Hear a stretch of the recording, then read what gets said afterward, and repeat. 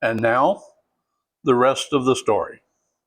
In the early 80s, two talented songwriters, Billy Steinberg and Tom Kelly, were trying to make their mark. They'd formed a little project they called I-10. They poured their hearts into an album called Taking a Cold Look. One of the standout tracks was a heartfelt rock ballad titled Alone. It spoke of that aching longing, sitting in the dark, chills running down your spine, wondering, how do I get you alone? The song had everything: a soaring melody, emotional lyrics, and real potential.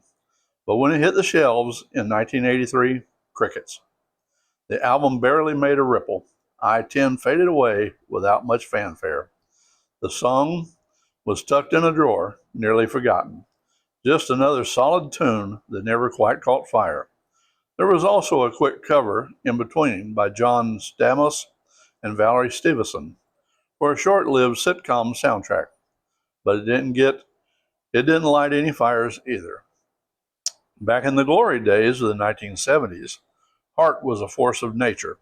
The Wilson sisters, and with that powerhouse voice, Nancy on guitar, wrote much of their own materials.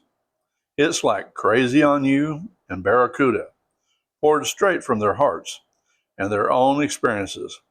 They were rock stars on their own terms, crafting songs that captured the raw energy of the Pacific Northwest scene.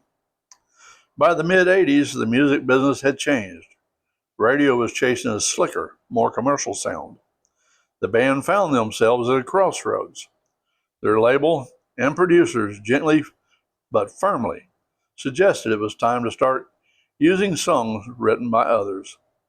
Professional songwriters who knew exactly how to craft those big, radio ready anthems. It wasn't easy.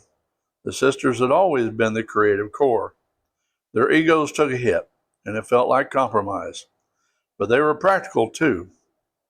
They weren't writing at their peak right then, and they wanted to keep their momentum going. So they opened the door to outside material. One of those songs came from that pair of songwriters, Billy Steinberg and Tom Kelly. But when Hart came calling for Bad Animals, the dusty track got a third life.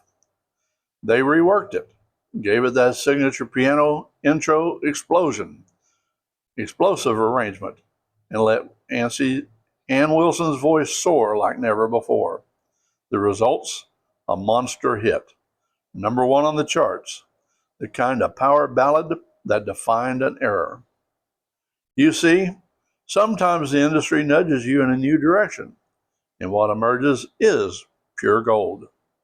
It was Hart finding new life with Alone. And now you know the rest of the story. Good day.